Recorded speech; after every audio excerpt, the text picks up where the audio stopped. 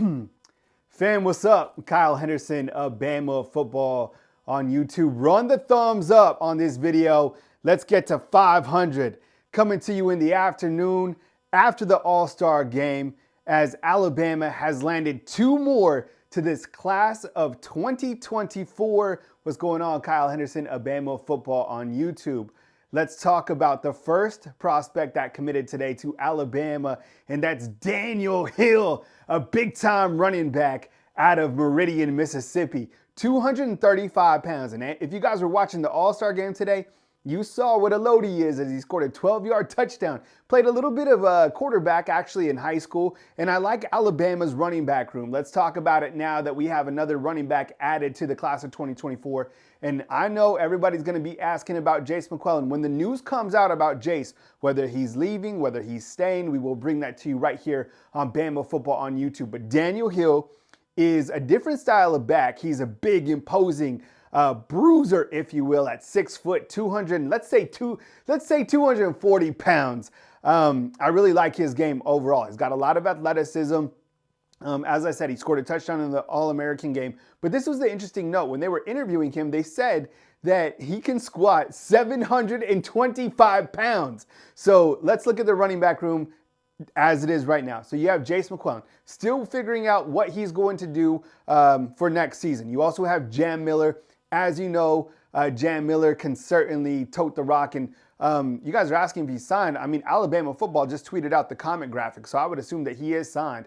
You also have Justice Haynes, who we saw in the Rose Bowl. He looked fantastic. People in my earlier video today were saying that he looked like Emmitt Smith, comparing him to all the running backs, kind of all the running backs based into one.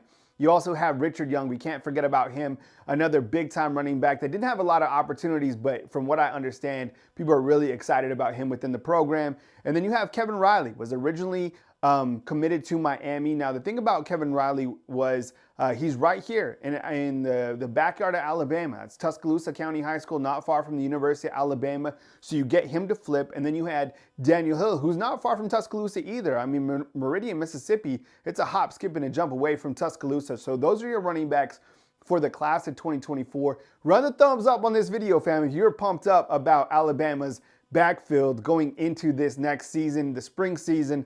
I really like Daniel Hill. I can't believe that he can squat 725 pounds. Dude is an absolute beast. All right, so Alabama just added their second commitment of the day. It's been another big day for Alabama. Every single day there's some sort of news. I love it. And you have Zay Mincey, who has just announced to Alabama, and he's a four-star prospect out of the state of Florida. He's a four-star, and people are really excited about him. He had an interception today. When they were interviewing him just a few minutes ago, this is Zay Mincey, who also committed to Alabama. He said the culture. And yeah, I think it's exciting when you look at the corner position at Alabama, because you do see the developmental process. And who is coaching the corners at the University of Alabama? Guess who it is? Yeah, it's Nick Saban, okay? Nick Saban is always working with those corners, with that secondary, but specifically with the corners. You know, Coach Saban was an old cornerback himself. So Alabama adding Zay Mincey to the fold today from the class of 2024 is a really big pickup, like his game as well. And when you look to Alabama's secondary, the class of 2024, let's check this out. I really like this. You have Jalen Mbakwe, all right, already enrolled, was able to go out the Rose Bowl. I'm really excited about him. He's a five-star. You also have Xavier Brown. You have Peter Woodyard, who was also at the All-American game. Grimsley, Red Morgan, Dre Kirkpatrick Jr. Yes, Alabama has another Dre Kirkpatrick. Don't feel old. This is the way it is. And as David is saying, Mincey's nice. Long, athletic. And see, I like defensive backs that have a little bit of size to them, because I feel that in today's world, these big wide receivers will challenge you. So I really like the addition of Mincey today. You also have Damani Jackson coming in. So you look to Alabama's class of 2024 at the corner position. I really like it. And at the safety position as well, I think they definitely took care of their needs. So these are big pickups for the Alabama Crimson Tide. And I think we have to remember about Alabama's secondary. While Alabama is losing Terran Arnold and Kool-Aid, and Jalen Key, the guys that are returning, very high quality. Trey Amos, I know you guys really like Trey Amos. I know I do. I think he's a lanky corner as well. And when he came in this season for Alabama, he was really good. Like him and what he does, what he did this past year. I also like the fact that you have Malachi Moore, who is returning at that star position, and we talked about this earlier. Malachi Moore could potentially play in the safety in the safety spot if he wanted to. You have Devontae Smith, who could be returning for this next season. I think he's going to. And then you have Des Ricks. I mean, the corner spot is absolutely loaded, but overall the secondary today, big pickup adding Zay Mincey. Run the thumbs up on this video. I appreciate you guys being here. You guys see, I think Devontae Smith is absolutely going to be the safety for this next season. I think Jalen Key is out the door, by the way, King family. I appreciate you joining the comment box. Run the thumbs up on the video. Yeah, I think Jalen Key is out, so that is going to open up that safety spot. So you have Caleb Downs, coming back as only a sophomore, which is crazy because he had over 100 tackles as a true freshman, right? And then Damani Jackson, depending on his development and how quickly he could pick up the system, maybe he is going to be that guy. Thank you for adding Tony Mitchell, right? Because you have Tony Mitchell in there as well, who could theoretically play the star position and move Malachi around. I mean, talking with Devontae Smith, he said all those guys can play different positions. So just keep tabs. But today, what we learned from the All-Star game was that Alabama added Daniel Hill. And I was just kicked back. I was like you guys. I was just watching this game down here. And so in the third quarter, because we knew he was going to announce in the fourth quarter. So Daniel Hill gets the ball. There was a couple times, he was running through the tackles, and I liked his size, but I think when it was like 12 yards out from the end zone, they gave it to him, and I was like, oh man, he's nice. Somebody came up and tried to wrap him up. It was like, no, he's gotten to the end zone. So Daniel Hill in, he is the second running back from the class of 2024. And if you're just joining us as well, what's up, Kimberly? I see you inside the comment box. Oh, Jake Pope, thank you for adding him on the secondary spot as well. But Zay Mincey is the second prospect to commit today. So if you're just joining us, you got two today to that class of 2024. And look, all eyes now are looking towards February 9th, because that is when Ryan Williams will officially sign that paperwork. And if Alabama could get that paperwork signed in, I know a lot of people will be sleeping a lot better. Yes, and Jake Pope is still with the Alabama Crimson Tide. He was the one that delivered that big booming hit in the springtime, so he still is on the roster as well.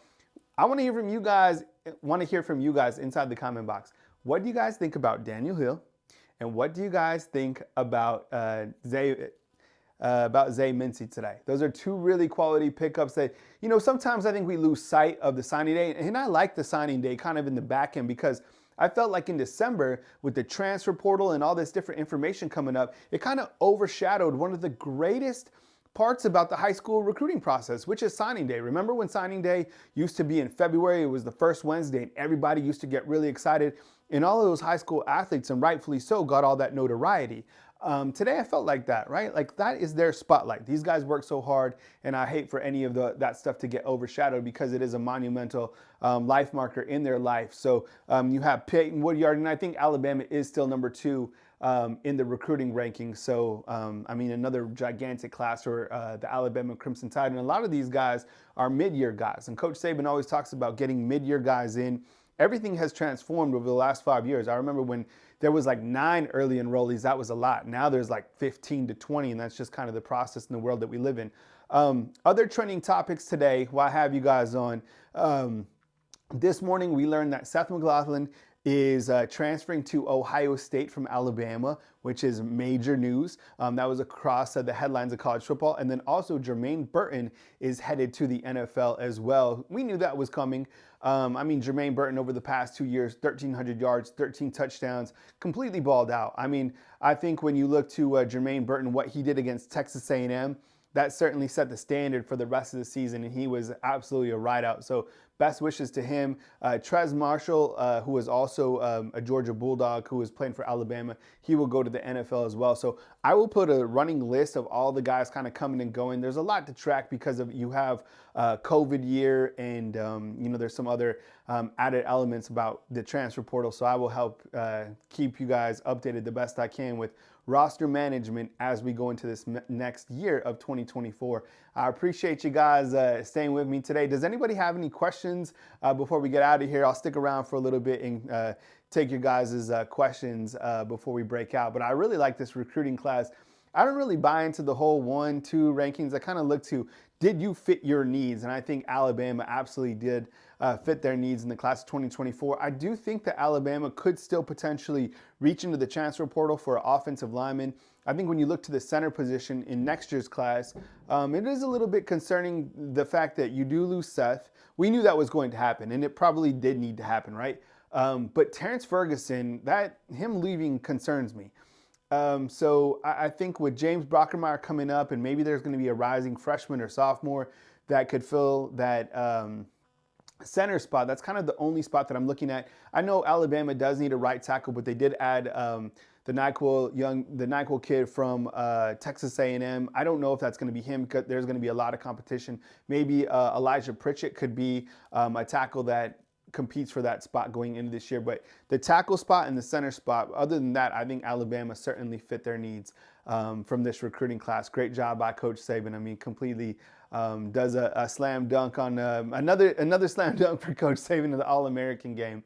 And big pickups today with Daniel Hill and Zay Mincey committing to the Alabama Crimson Tide. Run the thumbs up on the video. I appreciate you guys being here. Really appreciate all the continued support as Alabama goes into this next 2024.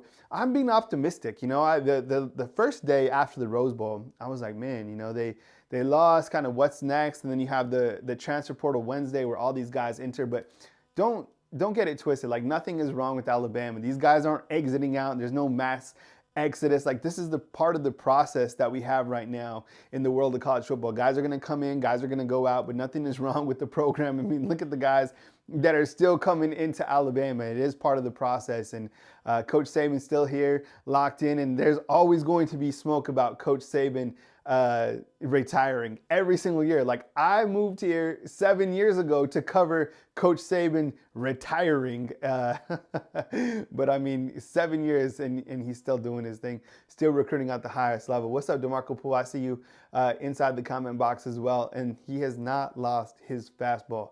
Absolutely, not even close. Still recruiting at a very high level, and the guys still like him, still love to play under him, and this is a big pickup today, adding 2 more to the class of 2024. Kyle, who do you think will be the wide receiver coach?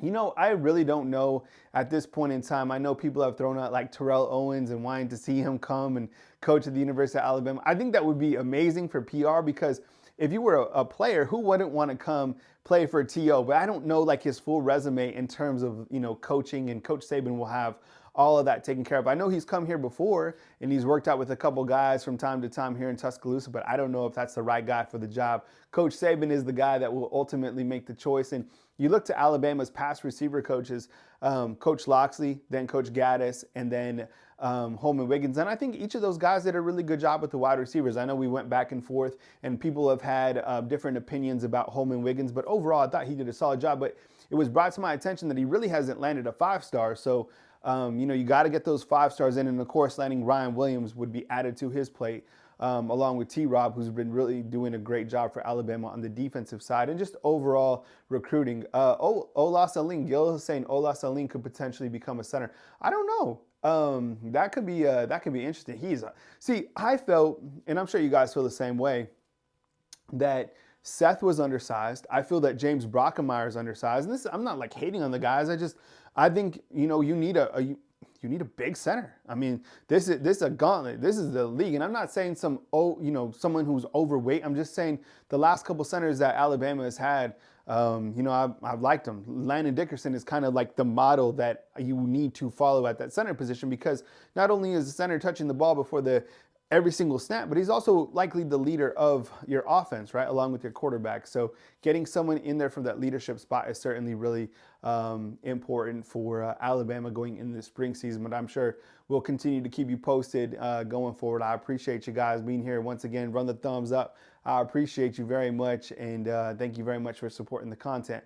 To wrap it up real quick, Daniel Hill is in. And then you also have Zay Mincey, 2 great additions to the class of 2024. Kyle Henderson of Bama Football on YouTube. run the thumbs up on this video, and I'll catch you every single time there's breaking news right here on Bama Football on YouTube. No, and I addressed this earlier about Jace McClellan. As soon as there is news about him, we will bring that here. So in case you guys missed, there was some audio with his mom, and I talked about this in the morning time. She said that literally right after the game, they meet with Coach Saban. This is all the players that could leave or to come back. So they have a big decision to make, and they have a couple more days to make that decision. But as soon as there is an announcement, we'll bring it back because there's been a lot of people asking about Jace McClellan, and rightfully so. Very, very talented running back who, I thought performed very well, even despite having an injury. His mom said his foot was nearly broke, so you can go check that audio out on Twitter. Kyle Henderson, Bama Football on YouTube. I will be back every single time news breaks. Hit the thumbs up, like, and subscribe. Almost to 100,000 subscribers, fam. We're going to get there right here in 2024. I'll talk to you guys soon.